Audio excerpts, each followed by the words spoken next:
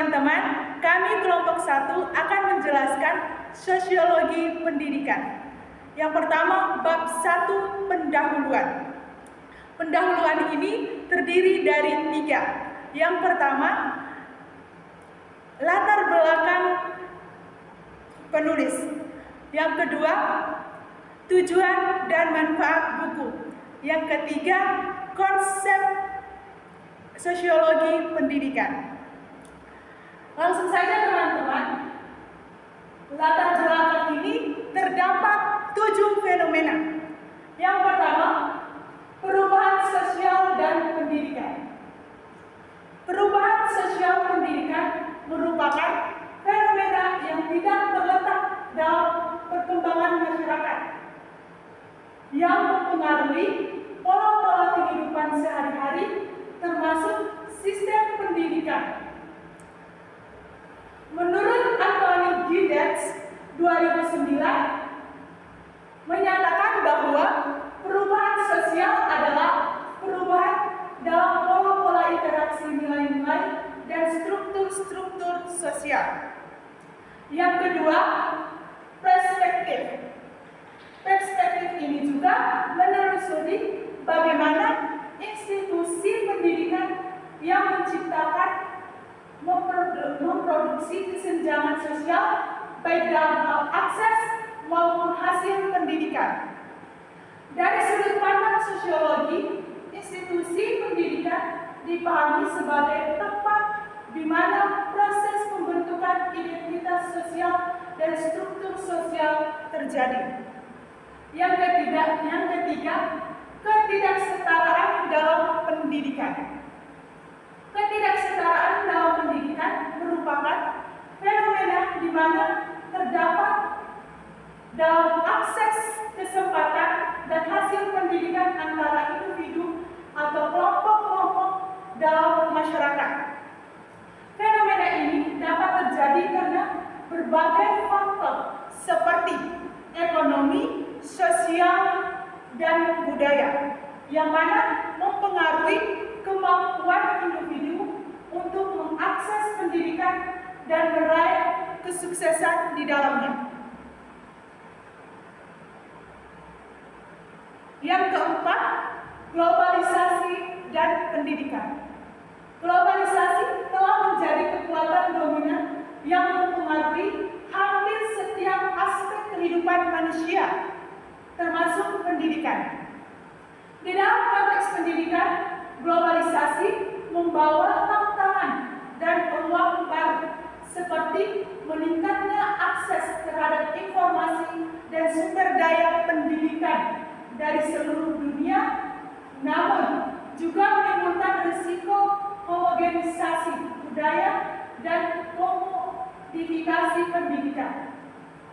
Yang kelima, teknologi dan pendidikan. Teknologi telah mengubah lanskap pendidikan secara fundamental yang mempengaruhi cara kita mengajar, belajar, dan berinteraksi di dalam institusi pendidikan. Yang keenam, pemikiran sosiologi terkini. Melalui pemikiran sosiologi terkini, penulis buku sosiologi pendidikan dapat mengeksplorasi bagaimana faktor-faktor seperti teknologi, globalisasi, dan diversitasi budaya yang mempengaruhi institusi pendidikan serta pengalaman belajar individu. Yang ketujuh, tantangan kontemporer dalam pendidikan. Tantangan kontemporer dalam pendidikan mencakup berbagai isu kompleks yang mempengaruhi sistem pendidikan di era modern. Menurut Michel Fulan 2016, pendidikan menghadapi tantangan yang semakin rumit dan beragam dalam mengantisipasi perubahan global yang ketat. Yang berikut, tujuan dan manfaat. Baik, tujuan dan manfaat ini saya berikan kepada teman saya Mia yang akan menjelaskan. Baik, di sini saya akan menjelaskan tentang tujuan dan manfaat sosiologi pendidikan. Tujuan buku Sosiologi Pendidikan. Yang pertama, pemahaman struktur sosial. Buku Sosiologi Pendidikan membantu pembaca memahami bagaimana struktur sosial mempengaruhi pendidikan. Ini melibatkan aspek-aspek seperti kelas sosial, etnisitas, gender, dan faktor-faktor lain yang berperan penting dalam pendidikan. Yang kedua, analisis proses sosialisasi. Membantu pembaca memahami bagaimana individu mengalami proses sosialisasi dalam konteks pendidikan. Proses ini melibatkan bagaimana nilai-nilai moral dan budaya dipelajari dan ditransmisikan melalui sistem pendidikan. Yang ketiga, mengungkapkan ketidaksetaraan pendidikan. Buku Sosiologi Pendidikan bertujuan mengidentifikasi dan mengungkap ketidaksetaraan dalam pendidikan, baik dalam akses kualitas maupun hasil. Ini membantu memahami dampak sosial dan ekonomi dari ketidaksetaraan tersebut. Dan yang keempat, membantu pemahaman guru dan siswa, menjelaskan peran sosial guru, siswa, lembaga pendidikan, dan lainnya. Ini melibatkan pemahaman tentang bagaimana interaksi antara pihak ini membantu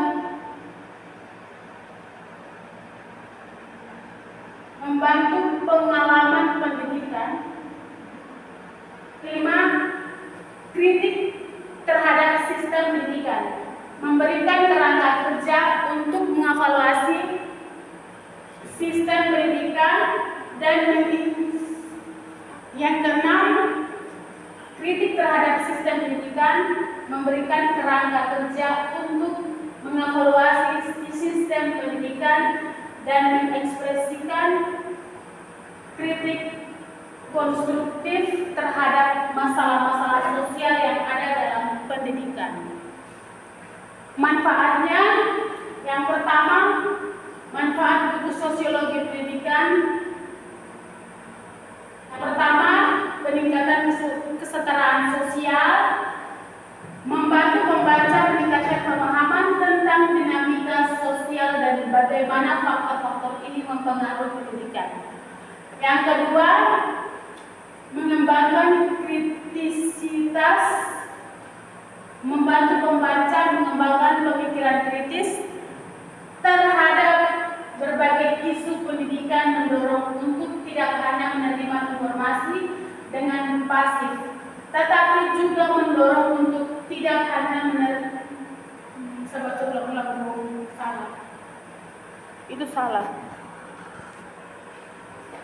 Yang kedua, mengembangkan kritisitas, membantu pembaca mengembangkan pikiran kritis terhadap bagaimana isu pendidikan, mendorong untuk tidak hanya menerima informasi dengan pasif, tetapi untuk mempertanyakan dan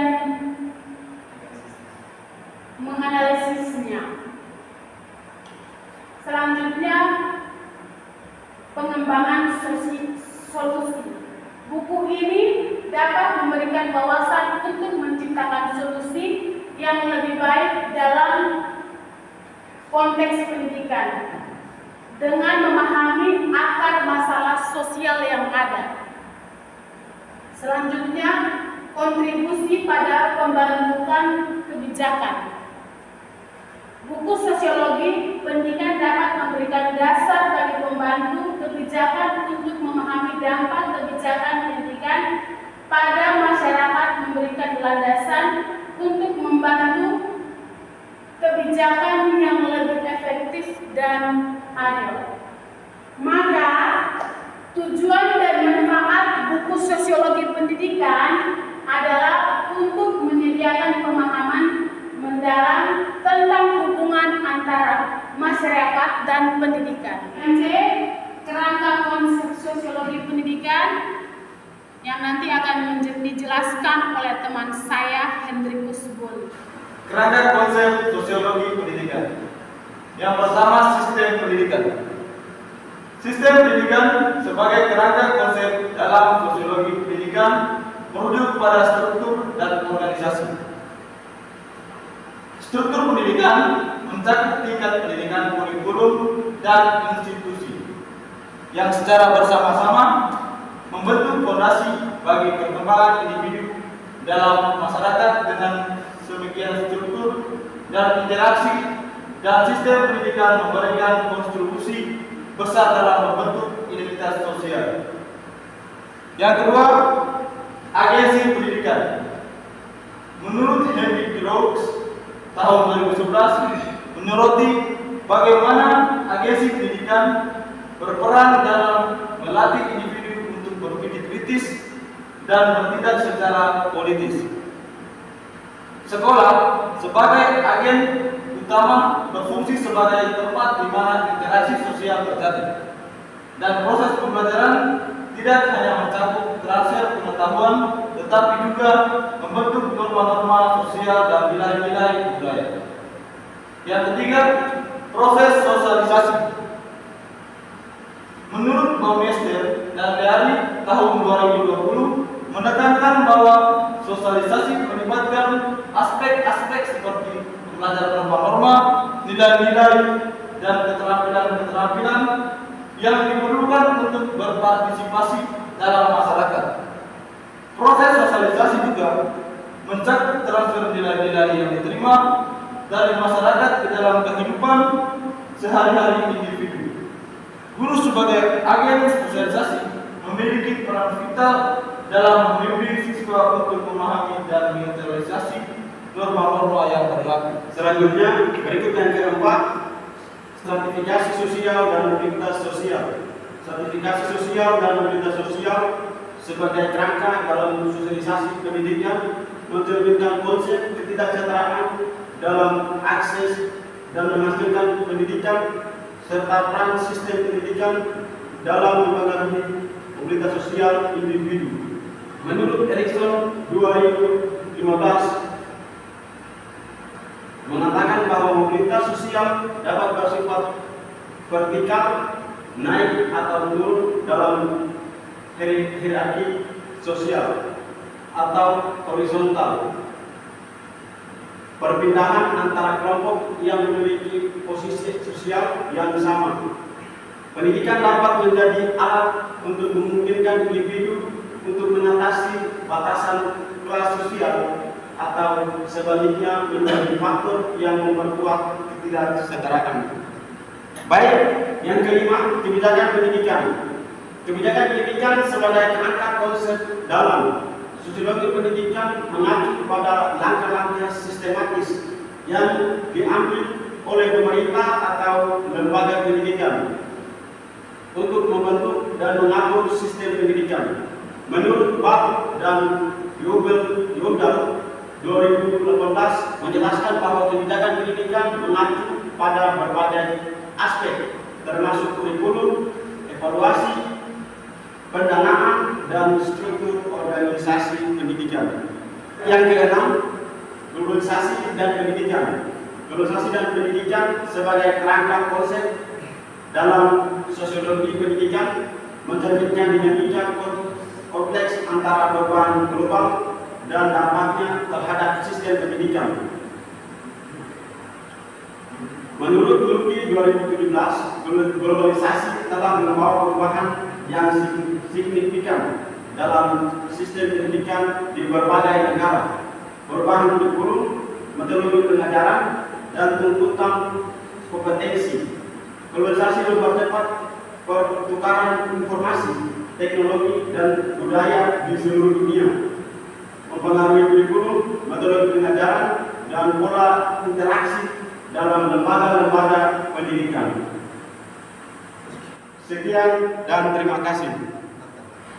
Teman-teman, ini hasil presentasi kami dari kelompok 1 tentang sosiologi pendidikan bab 1 pendahuluan. Sekian dan terima kasih.